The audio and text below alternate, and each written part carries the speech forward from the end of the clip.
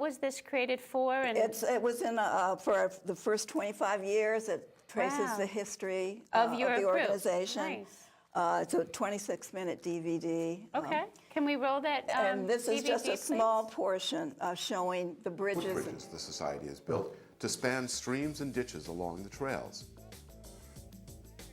Without these bridges, some of our loveliest trails would be impassable.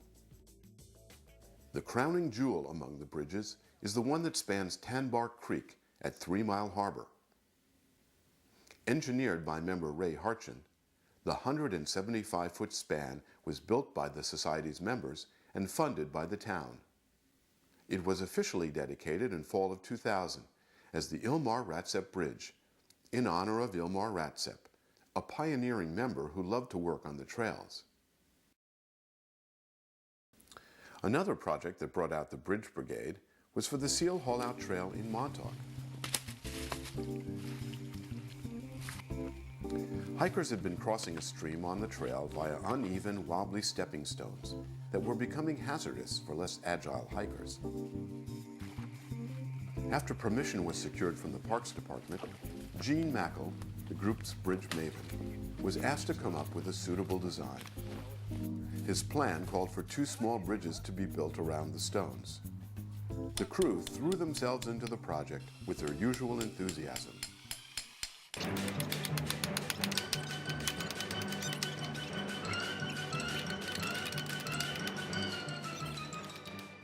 Total working time, 45 minutes. A record.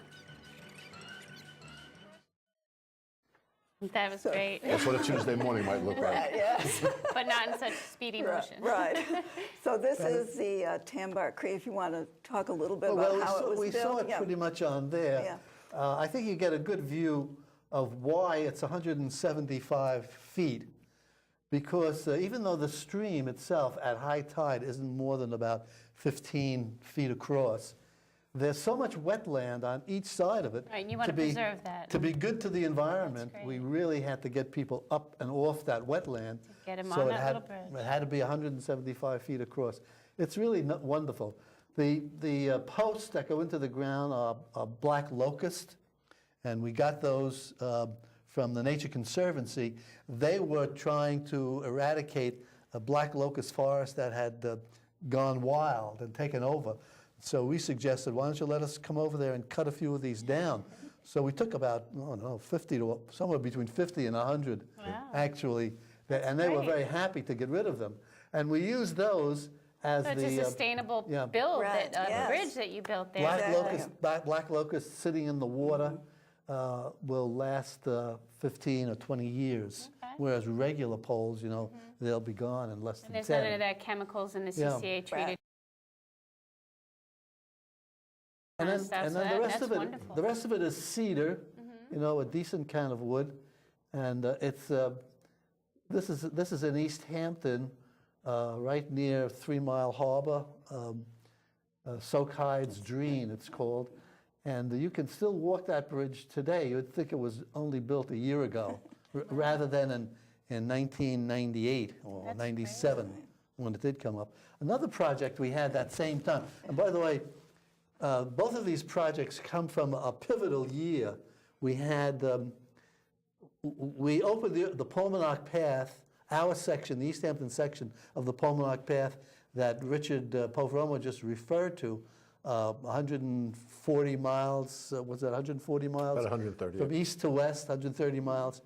In 1998, to coincide with the 350th anniversary of the town of East Hampton. We wanted to be a part of the history there.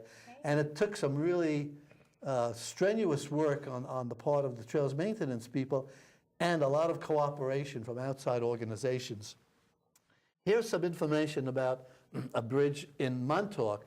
This is the Ogden Brook Bridge right behind me. And to get that bridge built, the main problem was transporting 6x6 beams that made the floor of this bridge right out to the work site. It was a mile from the nearest place that you could drive to that spot. And so we appealed to the New York State Air National Guard. Okay. And they came to our rescue. That's wonderful. And they Look saw at this that. as a wonderful practice exercise Okay. for their transport of materials. And they brought one of their helicopters, and this panel shows you exactly how they were delivering this stuff to us. That's great. The big picture up here with all of the personnel, those in uniform were Air National Guards people, and the ones who are not in uniform, who look kind of scruffy, that's the East Hampton Trail Society maintenance crew. Great. This other panel right underneath it, Yeah, I'll get that. this is a work in progress. Here's what the bridge looked like when we were going to do it over. It was really in sad shape. And one of the things that Tom Dess, who was the director of the Montauk State Parks. Montauk State Parks, Tom insisted that for historical reasons, because this bridge had been there for maybe 50 years before this, we had to rebuild it exactly as it was built then. Nice. Good idea. Given our druthers, we would not have hauled 6x6 beams out there. But he said, no, it's got to be that way. That's why we needed the Air National Guard. So you can see, here's the way it's shaped up, and it looked really terrific when we finished. And then down here, we have a few photographs from maybe a year or two afterwards. These bottom photographs have to do with the fact that we had a very bad, very wet spring, summer, and into the autumn and fall. And what happened was the bridge, which had not been nailed down sufficiently, was picked up and moved about 8 feet off where it was. And the only way we could move it back is to get a lot of strong, husky guys out there. And there are a lot of them here, young fellas, not fellas like me. And they were out there, and they actually picked up this bridge, which must weigh at least a couple of tons. Wow. And they moved it the 8 feet. We put it down, and we with iron chains, we nailed it into where we were.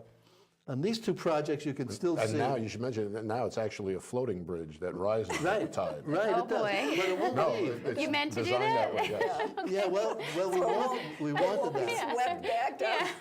It'll rise a little bit because the chains give them a little Oh, leeway, that's but it will nice. not move. That's It'll come great. right down where it was That's before. smart. So there's a lot of engineering has gone into these projects. Very good.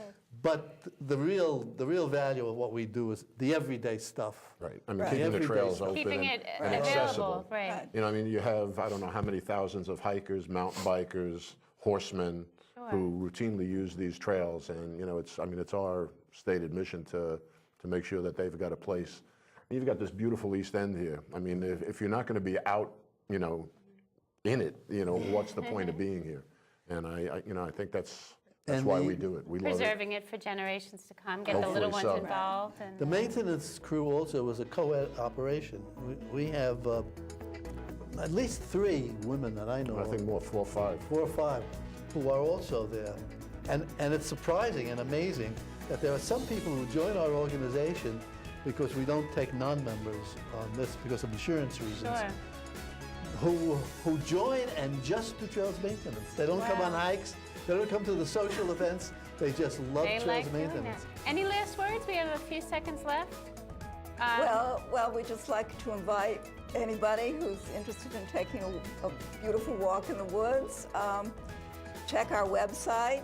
Once you become a member, you get the hike schedules either by email or in the mail. But in the meantime, you just check our website, and there's a phone number to contact the hike leader with any And questions. let me just say, questions or comments on today's show, you can send an email to keepinitgreen@optomind.net. And thank you very much for watching. Thank you for coming.